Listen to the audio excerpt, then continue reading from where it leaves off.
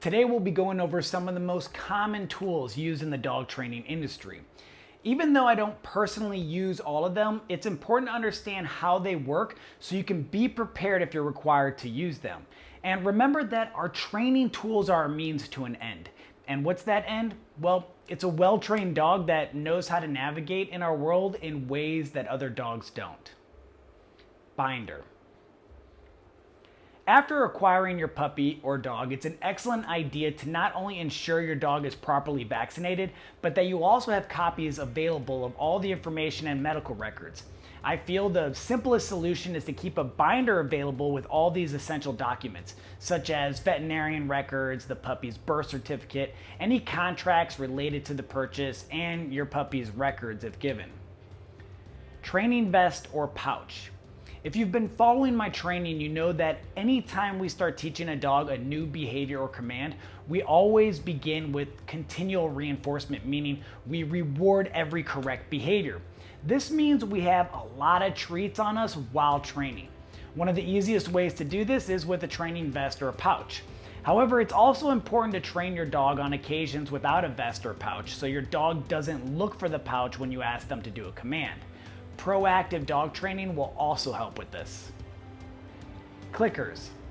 Marker training is the foundation of everything we do in the dog training world.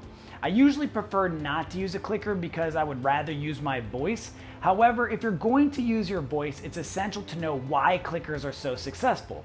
One, the click always sounds the same, which makes it easier for the dog to become conditioned to it. Two, it's very distinct sound that is clearly separated from our voice.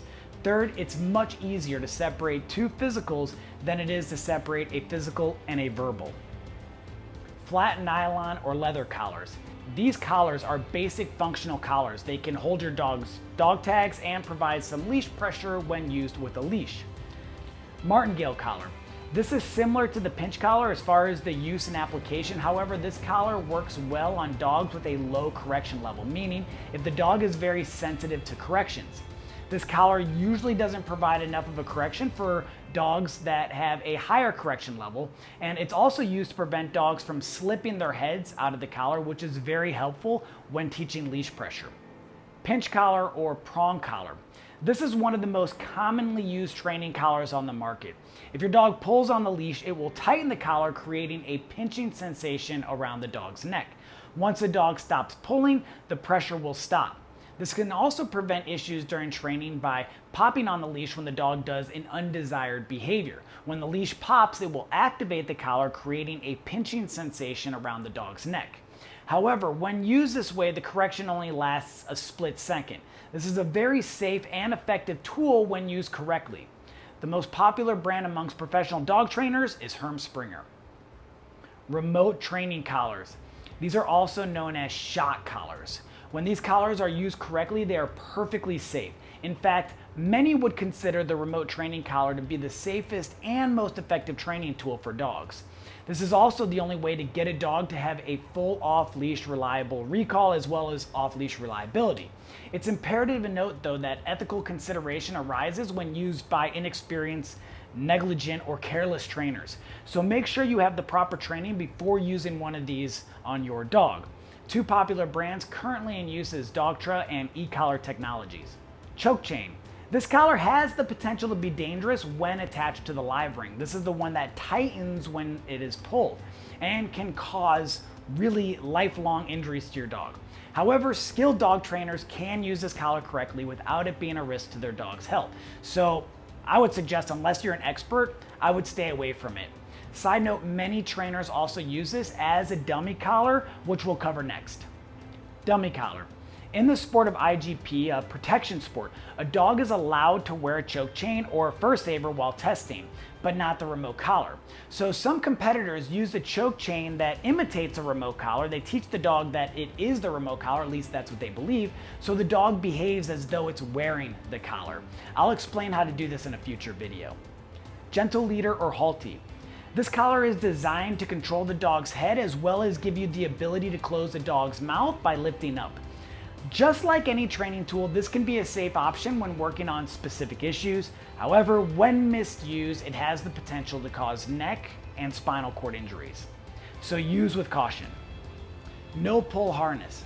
Many canine health professionals advise staying away from these types of harnesses since they are considered detrimental to a dog's structure and gait. And since you're learning how to be a dog trainer, I suggest teaching them not to pull instead of using this tool. Agitation collar. These collars are much thicker than normal flat collars. They are designed to allow the dog to pull much like a harness does. Trainers will often use these collars for protection dog training. Harness.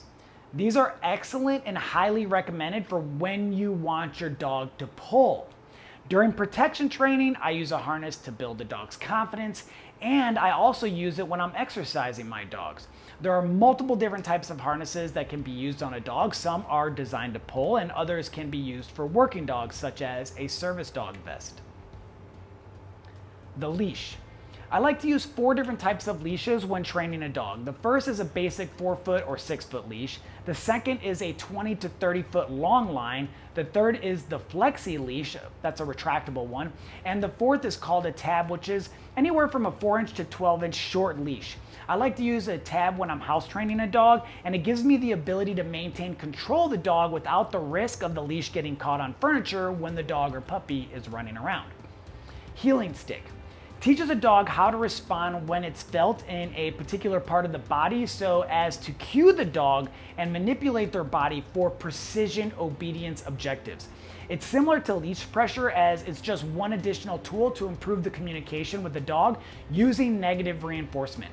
It's not used to hit the dog or any other form of positive punishment. Toys. Toys are excellent for not only bonding with your dog, but can also be an excellent motivator for obedience training. Just be sure never to leave a puppy or dog unattended with a toy, and this really is for safety, and it's a concern because many puppies or dogs will try to eat their toys, which can cause health issues such as a ruptured bowel or blockage, and possibly death. The crate. If you're still house training or potty training, then you'll need a crate. During the potty training process, it's essential to initially have a crate that's only larger than your dog or puppy, with enough space to stand up, turn around, and lay down. This will help teach the dog to hold their bladder since dogs don't like to go potty where they eat or where they sleep. And if your dog is already potty trained, a bigger crate is completely acceptable. Dog bed. This will help your puppy or dog learn to adjust to their own space of comfort.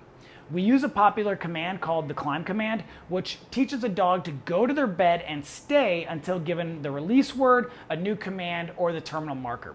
This is very easy to teach when you know the proper steps. Dog gate. If you want to control where the dog goes within the household, then use puppy or dog gates. These will restrict the dog from going in and out of certain rooms. They can be installed in most doorways, and it's worth using this until you have trained your dog to respect and understand boundaries as well as invisible barriers. Puppy pen. This is a good idea if you want your puppy to run around and play, but you want to limit access to the rest of the house. While your puppy is in the puppy pen, I still recommend keeping eyes on them 100% of the time. Hey, it's Nate Schoemer. Thank you so much for watching and subscribing to these training videos. If you need additional help, I offer Zoom training sessions.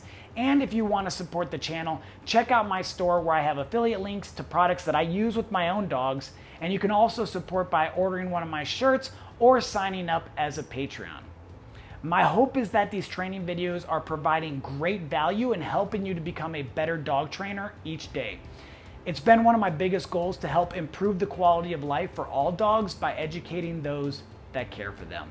Thanks, and I'll see you next week.